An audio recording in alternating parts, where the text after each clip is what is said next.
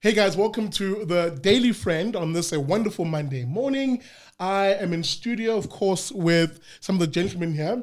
But before I get to them, this show is brought to you by the Institute of Race Relations in support, of course, of the Big Liberty Show. I'm not alone, of course. I've got Frans Cronier. Frans, good morning. Good morning. And my good old trusty analyst who writes a lot, and I really want you guys to check his work out on the Daily Friend, Terence Corrigan. Terence, good morning. And good morning to you, sir. Guys, again, check our workout at the Daily Friend, www.dailyfriend.co.za. Gentlemen, we're talking elections. The final results are out after a very contentious period, I suppose, with some of the smaller parties taking exception to the IEC. But hey, the IEC delivered. The final results are out. Who are the biggest winners and losers? The EFF, arguably one of the biggest winners. France, how are the EFF feeling right now?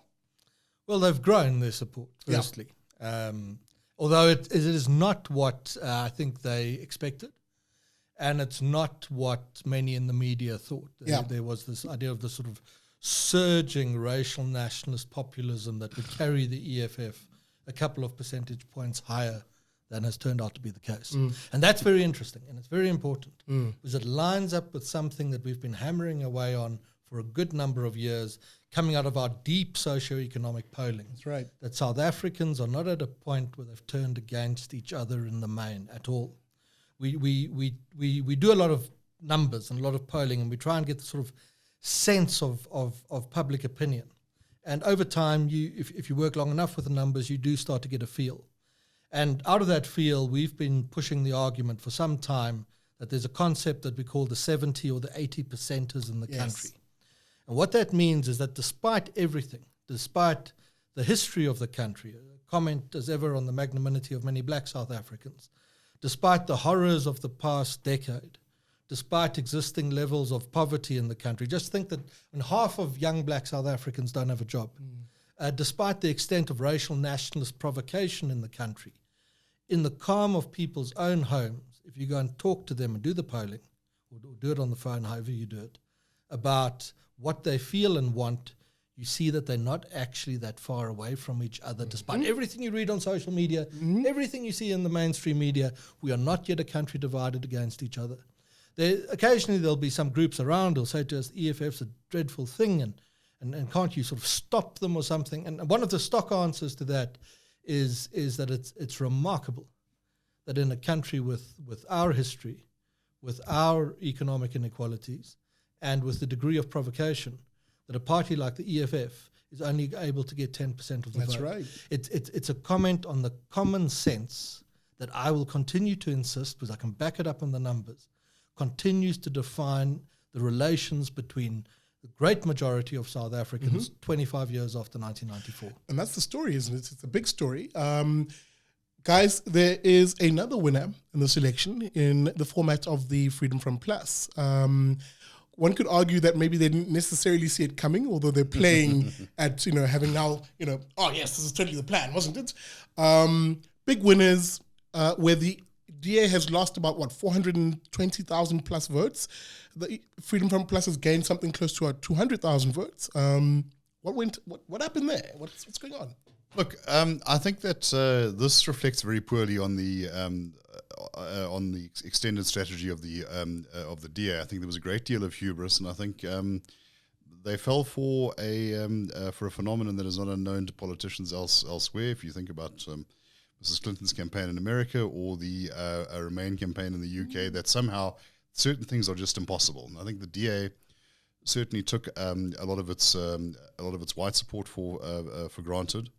The Freedom Front Plus says, and I think with some justification, that one of the big turning points was the Schweizeriniker school photograph. Big numbers out of the northwest province. Precisely, yes. I think that the sense that the DA seemed to have was simply that their white support was invulnerable because there were no alternatives. Yeah. I think that was shown not to be true. Yes. I don't think the DA had the kind of broomstick support that it assumed it had, and more than that, I think that it had pegged itself far too heavily on as a logical successor, given the ANC's manifest failings. When the gift that kept on giving in the form of Jacob Zuma was no longer there, it often seemed to be at sea about its message. Is it opposed to the ANC as a party, or was it just a particularly problematic leadership? I mean, when your own leader says things like "I didn't leave the ANC left me," it doesn't inspire a great deal of confidence in your brand. So yes, I think fundamentally that is what went wrong, and I think the Freedom Front Plus. My information is that in the weeks before the election, they were very confident of their growth potential. I think that they did what the Democratic Party did back in the 1990s from a very small base. They chipped away at what was accessible to them. I think there's a message there for all political parties. But it's not just. It wasn't just that the DA took its base for granted. It attacked its base. It literally, in the run-ups. I mean, in the weeks before, the DA sort of comes to the fore with this idea that race is a proxy for disadvantage. Yes. And we pursued the DA on that at great length, and they later flip-flopped on the message a few times and eventually came up with the idea that race is not the only proxy for disadvantage, which is a sort of pathetic middle ground to end up on the hardest and hottest sort of political and policy debates you can have in the country. But it assaulted its supporters. Gambling, I think as Terence correctly says, that there was nowhere else for them to go. And it's not that it wasn't seen, because Gareth van Onselen, who does our polling for us, is an employee and he did it with Victory Research. Gareth van Onselen, in his final polls, he had put the Freedom Front on, I think, 1.9%, which was more than double, the 0.9 that they'd secured in the last election. Now, in the end, I think they ended up just over 2. But it was seen and it was identified that there was that. And if you think just what that means, it's the call from Gareth was Freedom Front will more than double its support. It's almost exactly what it did. It was seen and identified.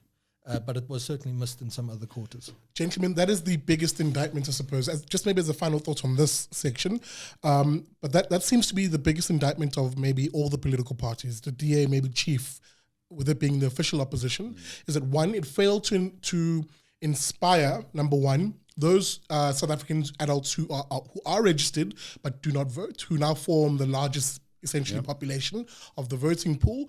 Number two, it failed to inspire or rather woo that disaffected ANC voter who would rather bypass the DA and actually go to the EFF. And lastly, it failed to actually set what it used to call, the clear blue water between it and the ANC, insofar as giving the voter an actual credible alternative, policy alternative. That's exactly the point. The ANC, that's exactly the point. That the DA over several years, we've written about it over time, and yesterday in the Daily Friend in the online, we wrote about this same point. And the headline was the DA must go back to liberalism. That's right. The natural counter alternative to racial and ethnic nationalism is liberalism. And we've seen a bit of a resurgence. The ANC message is very racially and ethnically sort of nationalist based. The EFF exclusively and the Freedom Front fairly and unfairly is seen as a sort of home for Afrikaners who are disaffected by the DA. Whether that changes now in the Freedom Front will be very interesting given its growth. But what's missing is the liberal alternative. And it's missing because the DA doesn't have the courage to try and sell it. It decides instead to sell a sort of soft version of the ANC. Is we're the ANC but better. And a way to conceive of the mistake is that the DA essentially positions itself in the slipstream of the diving ANC comet. And it appropriates all the flotsam and jetsam that's falling off the ANC, the people, the ideas, the policies, without appreciating that maybe it is the policies, the people, the ideas, and the ideologies that are the reason the ANC is diving in the first place. And the DA achieves an extraordinary feat in this election. It doesn't grow at all significantly amongst black voters, and it manages to shed many of its white voters, where the intention was entirely the opposite. And the reason I think is on both sides, at the end of the DA campaign, coming at the end of a number of years of DA messaging, cannot trust the party and what it stands for because it doesn't have the courage of its own convictions. That's right. And if it wants to get out of this mess now, it's firstly got to avoid a massive internal conflict, which could render it very much weaker by the time of the local polls in 2021 than it is now. And in avoiding that conflict, it has to go back to an obvious alternative. You won't be better at ANC policy and ANC racial policy than the ANC will be under Cyril Ramaphosa. It's if you want that, vote for him. And you can certainly do that, and you can make a case for it as well. Many people do.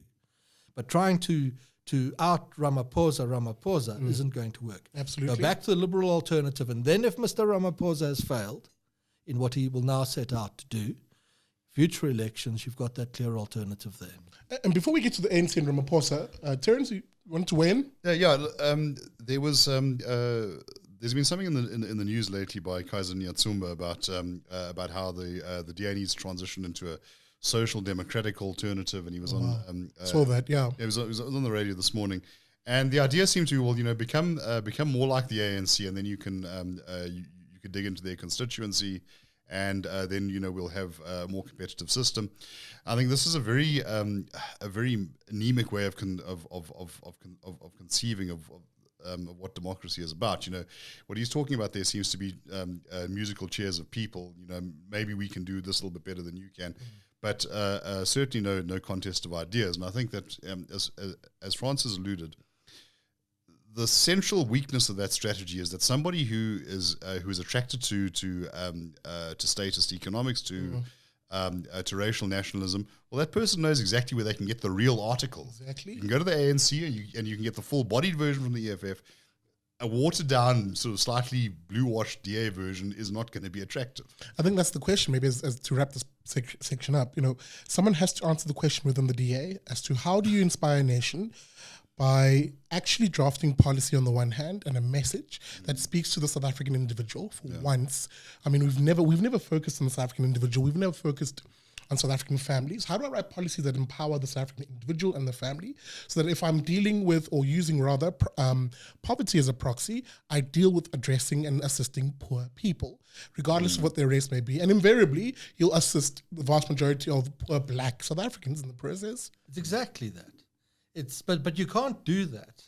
You can't push the liberal alternative if you don't yourself actually believe it. That's right. And how many prominent leaders and media people in the DA today actually believe? Because it sounds really harsh, but it's true that there and I'm not going to name them now, but there are many senior DA politicians and officials who, if they woke up in a different world and they were in Cyril Ramaphosa's camp, they would have absolutely no difficulty with that at all. And there's no problem with that. You can be that if you choose to be that. But they're not actually liberals themselves. And therefore they can't sell the liberal solution. Therefore they keep qualifying it with racial questions and say that liberalism must adapt in order to promote redress. It's complete crap. It's nonsense. It's nonsense because the liberal ideal does exactly that. Exactly. The liberal empowerment policies are entirely consistent with the liberal tradition.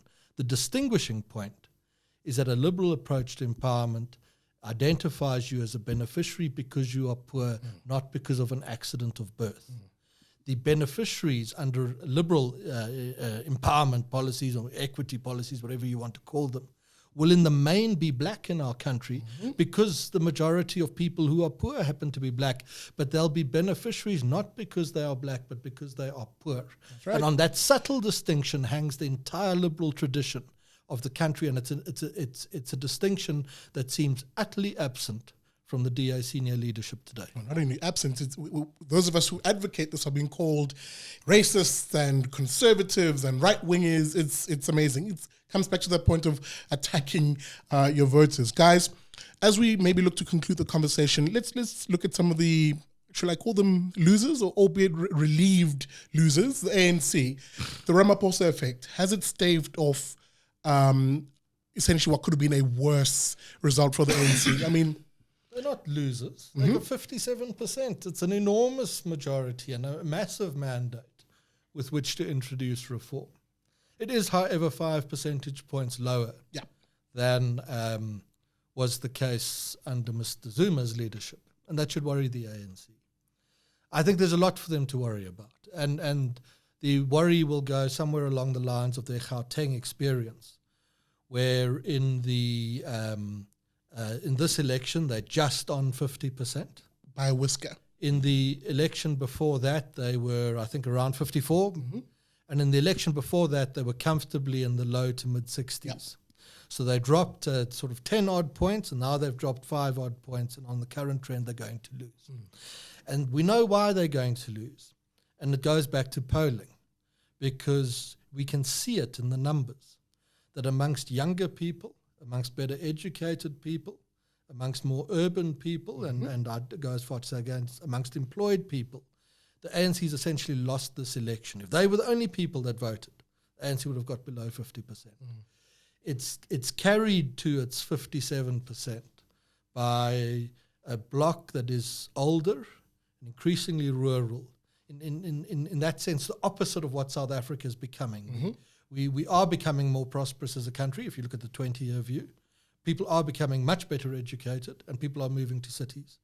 All those trends are now against the ANC, and on the demographics alone, you can now sustain the argument that without extraordinary structural reform and taking growth back to 5%, massive job creation in order to attract the confidence of those people, the ANC will lose the election in 2024, the national one.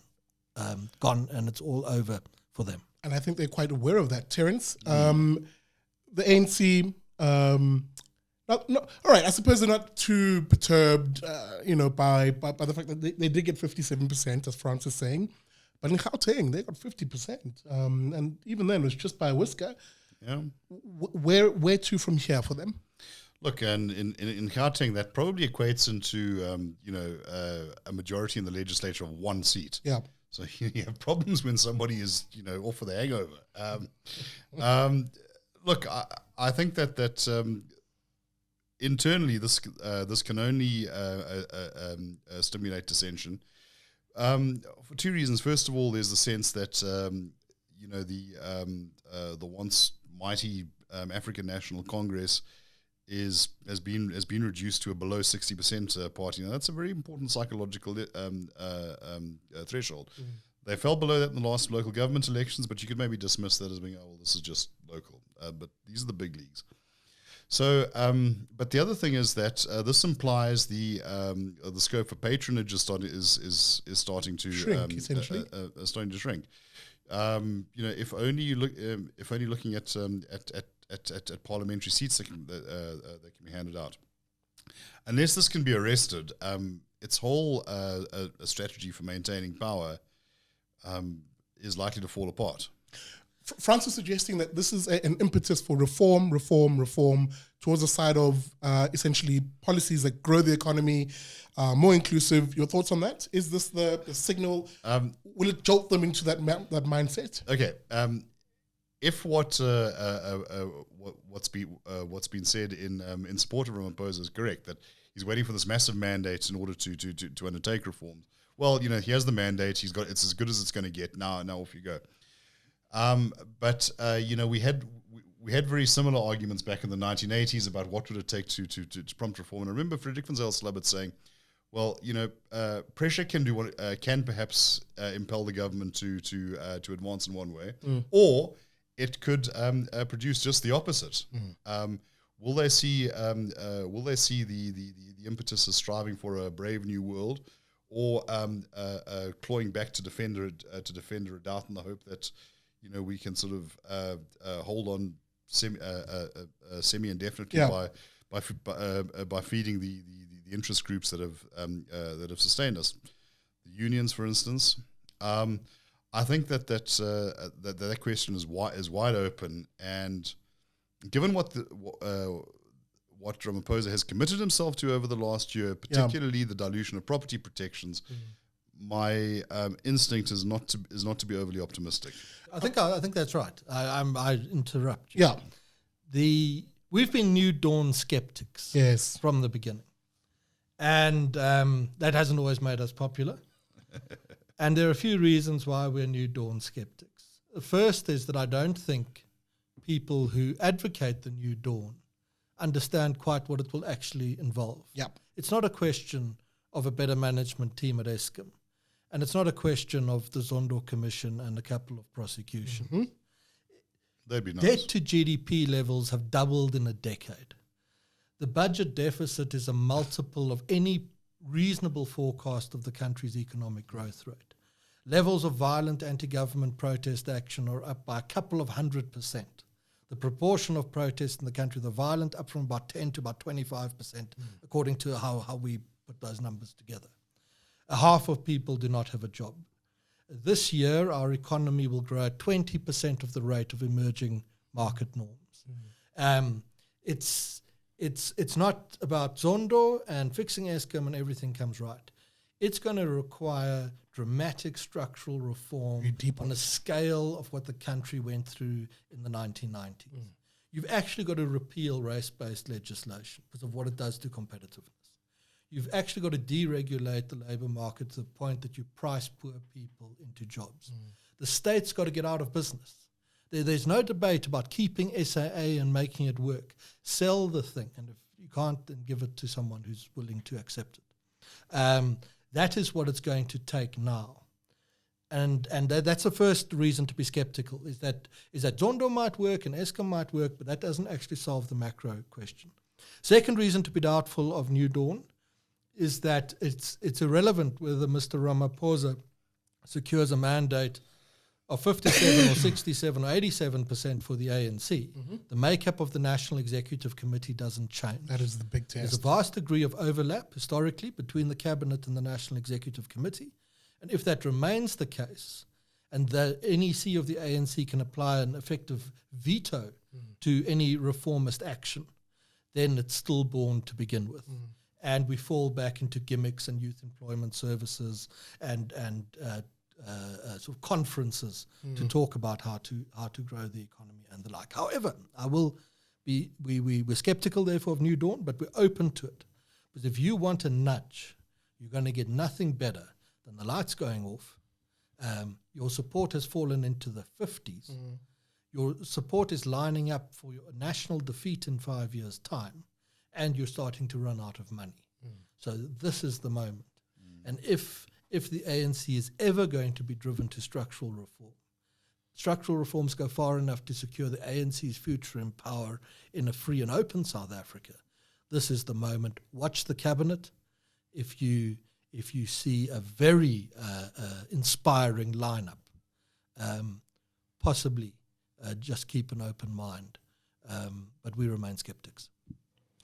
Gentlemen, and on that skeptical note, I think we'll end the show. Thank you so much for joining us, guys, for this Monday version of the Daily Friend. And I think Francis outlined it quite clearly that the next 5 years will be a actually rather big battle, both for those within the ANC and Ramaphosa himself with his vaunted New Dawn, but also those of us who are in think tanks like ours, in terms of injecting those ideas at the point of crises like these into a society with the view of changing them.